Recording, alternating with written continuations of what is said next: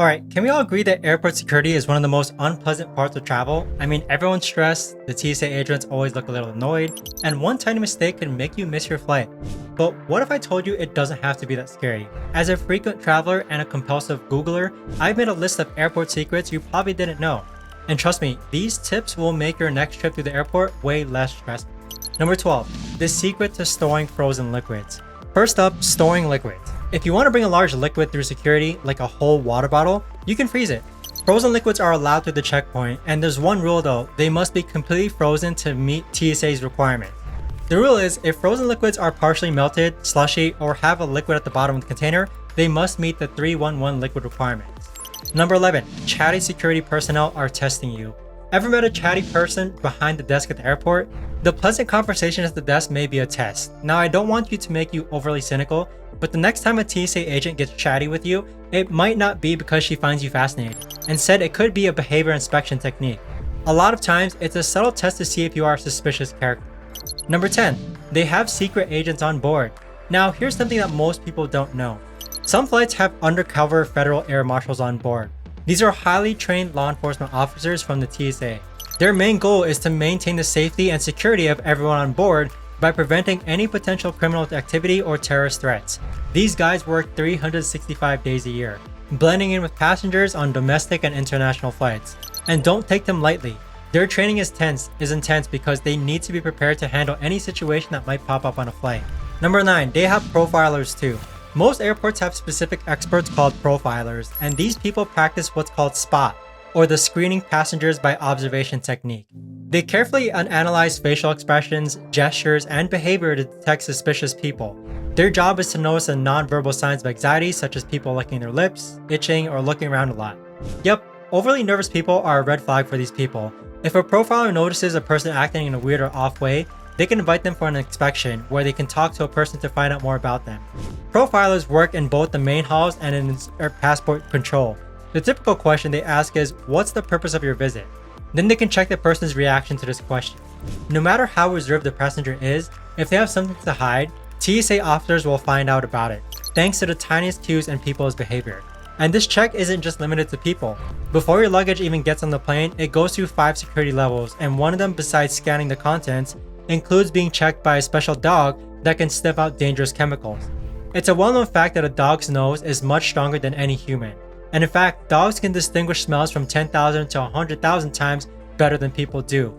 No wonder airports take advantage of their super sense for security and regularly use these dog sniffers to detect suspicious substances.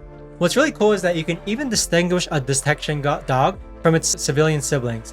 Unlike police dogs, the ones working at the airports aren't trained to frighten or intimidate people. In fact, the most popular sniffer breeds are golden retrievers, labs, and German short-haired pointers. So if you ever seen a golden retriever at the airport, don't go around petting them, please. Number 8. Where does the banned stuff go? If you've ever had a precious cargo seized for being 0.1 ounce over the liquid limit, you've paid for it just in the loss of shampoo, but in tax dollars too. TSA agents say that it costs money to store then throw away every surrendered item. They can't take for granted that there's actually water in each plastic bottle, so they have to dispose of each though, as it could be lethal. Gels and aerosols cost even more, as they have to be discarded at a special hazardous waste site. All in all, it adds up to $9 million each year. Most agents report confiscating 3 to 5 of these items during the typical 8-hour shift. An additional 1,000 items are logged and coded daily at the 5,000 square foot lost and found warehouse a mile from the terminals. Captain Michael Scalaro of the LAX PD, who heads the facility, estimates that 70 people a day lose a computer, adding up to 60,000 laptops and tablets in a holding center at any given time. Then there's oversized collateral, which you'd think be impossible to misplace, but people often lose that kind of stuff too, like surfboards, bongo drums, a giant stuffed carnival teddy bear, a sleep apnea machine, a heart monitor, etc. And believe it or not, some people with some suitcases may leave with none. Yep, luggage is often left fully packed in odd corners such as bathrooms. But what do they do with our forgotten and banned items? Perishables are steam incinerated, and everything else is sorted according to value. After 90 days, unclaimed items are sold at an auction. Number 7. You're screened before you arrive. You might think that the screening starts once you pass through the metal detectors, but that's not the case. They screen you 20 times even before you go through customs. Computers do most of the work far before you arrive, starting from the minute you book your ticket. By the time you walk through the arrivals hall, Your profile has been cross-checked 20 different ways. First via a risk assessment algorithm, and then against watch lists maintained by numerous government officials. Number 6. They have secret codes. Ever been in an airport and heard an announcement that made you go, huh? Airport security uses a lot of codes and jargon. Some codes communicate discreetly about potential security concerns. For example, code ADAM is used if a child goes missing. It's a discreet way to initiate a search. Code Bravo indicates a general security alert. This could mean increased security measure and potential delays. Number 5. They have hidden cameras. Let's talk about airport surveillance because believe it or not, those blinking cameras you see hanging from the ceiling are just the tip of the iceberg.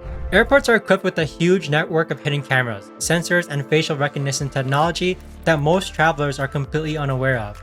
We're talking cameras disguised as smoke detectors, exit signs, even those seemingly innocent information kiosks. And it's not just about catching suspicious behavior in real time. Some airports are using AI-powered software to analyze footage for patterns that might indicate a future threat. These hidden cameras are strategically placed throughout the airport, from check-in counters and baggage claims to security checkpoints and even restrooms. They're designed to monitor activity, track passenger movement, and identify potential security threats. Now I know what you're thinking. Big Brother is watching. And while it's true that the level of surveillance in airports can feel a bit intrusive, it's important to remember that it's there for our safety. Number 4. Don't arrive too early. So here's the thing, you don't really need to arrive 2 hours before your flight. Occasionally, it will take hours to clear security, but the majority of the time, you don't need nearly that much time at the airport. I think this helpful airport recommendation is only a trick to get us eating, drinking, and shopping at the terminal. After all, the longer you're there, the more you'll actually spend killing time. Instead, be sure to check in line, but only bring a carry-on and be security ready, skip the belts and jackets and wear easy to remove shoes, and show up a little later than they suggest. Number 3, you might have free lounge access. But wait, if you're at the airport and you don't want to spend on eating or drinking, what do you do? Well, this is where private lounges come into play. Now hold up, because before you get all flustered at the thought of paying for one, let me tell you something. You may have access to a private airport lounge and there won't be flashing lights inviting you in, but even without your name on the marquee, your credit cards may come with the perk of opening a door to free airport lounge access. Don't be afraid to pop in and just ask. You may just find yourself in a calm, quiet oasis with free food and drinks before your next flight. Number 2, the best time to go through security.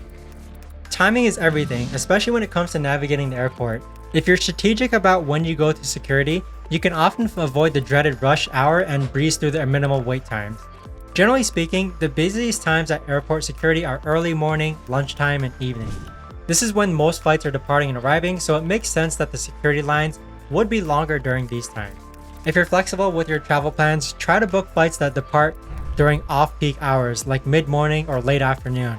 You'll probably face shorter lines and less overall chaos. Number 1, the fate of your baggage. If you ever want to know what happened to your baggage while you're on board a plane, the short answer is that airport staff don't actually know once it leaves their territory, and they probably don't really care. Sorry.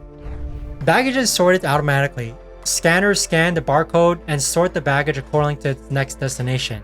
The 3 main tasks of airport baggage handlers are to move your bags from a check-in area to the gate, and then to move them from one gate to another when you have your connection, and to move your bags from the plane to the baggage claim area. And that's pretty much it. So if your luggage doesn't move fast enough, it can be late for your connecting flight, or the exact opposite. Your bag gets to your destination before you do because you're stuck at passport control. Another problem can come if you forget to tear off any old stickers showing a different destination. In this case, the scanner might send your luggage to the wrong country. So the next time you're rushing through the airport, remember, there's a lot going on that meets the eye. These airport security secrets just might change the way you think about how you travel.